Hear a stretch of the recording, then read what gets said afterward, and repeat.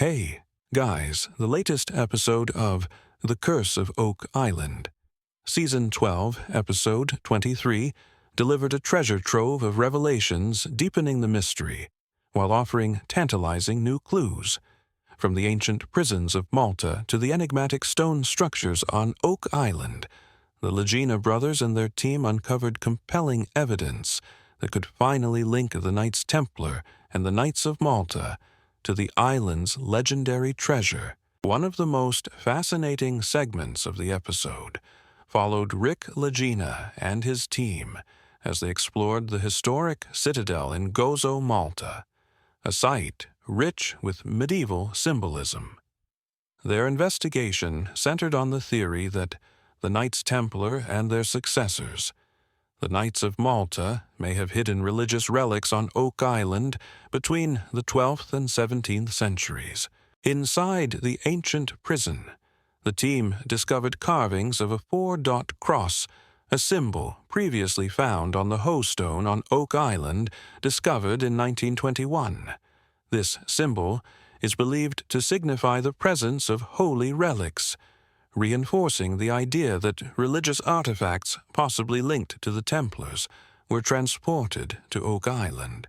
The four-dot cross is thought to represent the presence of holy relics at some point in time, remarked one researcher, drawing a direct parallel between the Maltese carvings and Oak Island's enigmatic markings. The team also examined 16th-century tunnels beneath Valletta, Malta, engineered by the Knights of Malta. These tunnels bore a striking resemblance to the flood tunnel systems described in early accounts of the Money Pit. The Knights' advanced engineering skills suggest they had the capability to construct complex underground vaults just like those suspected on Oak Island. Perhaps the most groundbreaking revelation came from researcher Corin Mall, who presented evidence of a direct bloodline connecting the Templars to Oak Island through the de Villiers family. Gerard de Villiers, a Templar leader, allegedly fled France in 1307 with 18 ships carrying Templar treasure after the order's suppression. Years later, Isaac de Razilli, a descendant of the de Villiers line and a Knight of Malta, arrived in Nova Scotia in 1632, just 15 miles from Oak Island. This lineage suggests that the Templars, and later the Knights of Malta, may have orchestrated multiple depositions of treasure on Oak Island over centuries. This is a multi-generational, multi-depositional story, said Rick, emphasizing the possibility that Oak Island's treasure was hidden in phases by different groups linked to the Templars. While Rick was in Malta, Marty, and the team focused on Frederick Blair's 19th-century treasure map, which marked 3 large boulders as possible treasure markers. Under one boulder, they uncovered a hand-forged iron fastener and a wooden timber suggesting human activity. Nearby, they found a man-made stone ring, possibly a marker for buried valuables. On Lot 21, they discovered an ox shoe, indicating that early searchers or original depositors may have used oxen to position the boulders. Although no treasure was found beneath the stones, these discoveries reinforce the idea that the western end of Oak Island holds significant clues. In the Oak Island lab, archaeologist Laird Niven and metallurgist Emma Cooligan analyzed an ornate floral button found near Lot 5's stone feature CT scans, revealed intricate craftsmanship, possibly dating to the 17th century. The design closely matched carvings in Malta's prison, further tying Oak Island to the Knights of Malta. This button reminds me of something we saw in Malta, noted Alex Lagina, highlighting yet another transatlantic connection. With the team now back from Malta, their focus shifts to the Money Pit, where they plan the deepest dig ever attempted, down to 200-plus feet, targeting the Solution Channel, a natural cavity where the chapel vault may have fallen after the shaft collapse. Did the Templars and Knights of Malta hide religious relics on Oak Island? Will the team finally reach the legendary vault?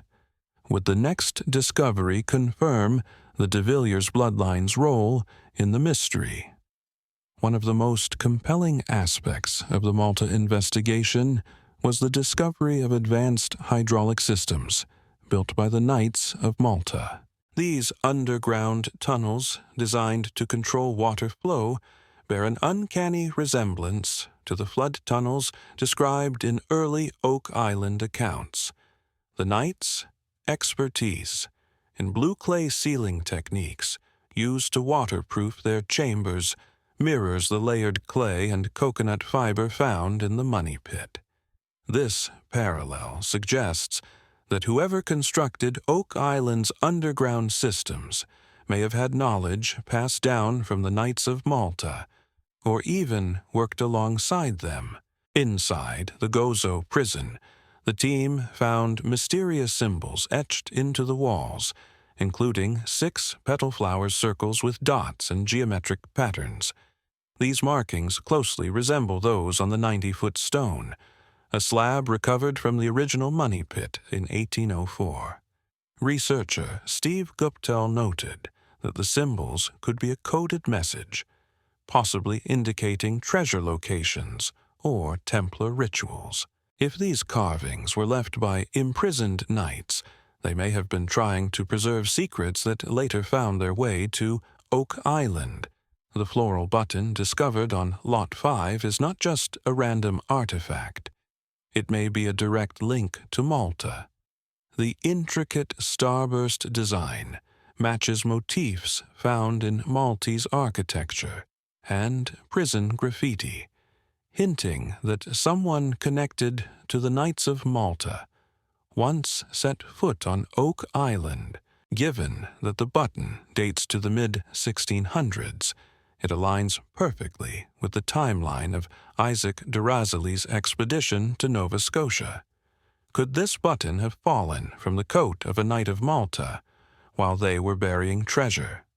Corin Mall's research into the de Villiers bloodline adds a thrilling new layer to the Oak Island mystery.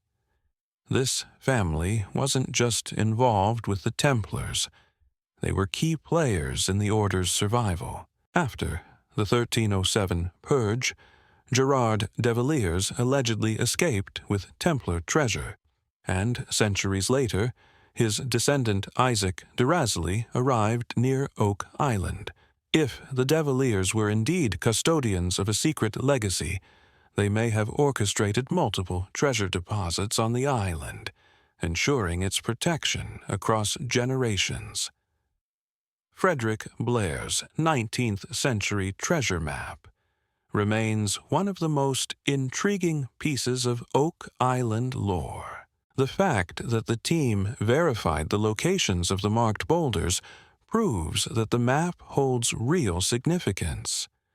While digging beneath these stones didn't yield treasure, the discovery of hand-forged iron and an ox Shu suggests that someone was manipulating these boulders long ago. Were they markers for a larger system of vaults? Or did earlier searchers like Blair himself misinterpret their purpose? The man-made stone ring uncovered near one of Blair's boulders is unlike anything found elsewhere on the island.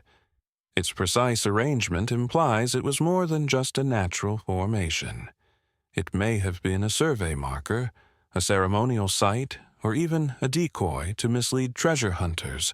The presence of old iron fasteners nearby raises the possibility that a wooden structure once stood here, perhaps used by the original depositors. The ox shoe found near Lot 21 is a small but critical clue. Oxen were commonly used in 17th and 18th century construction, meaning this artifact could date back to the original depositors or early searchers. If the shoe belongs to the former, it strengthens the case that heavy machinery for the time was used to position the boulders, supporting the idea that they were placed as deliberate markers. The team's upcoming dig into the solution channel, a natural cavity beneath the money pit, could be their most important excavation. Yet historical accounts describe the chapel vault, a concrete encased treasure chamber, falling into this void when the shaft collapsed in 1897.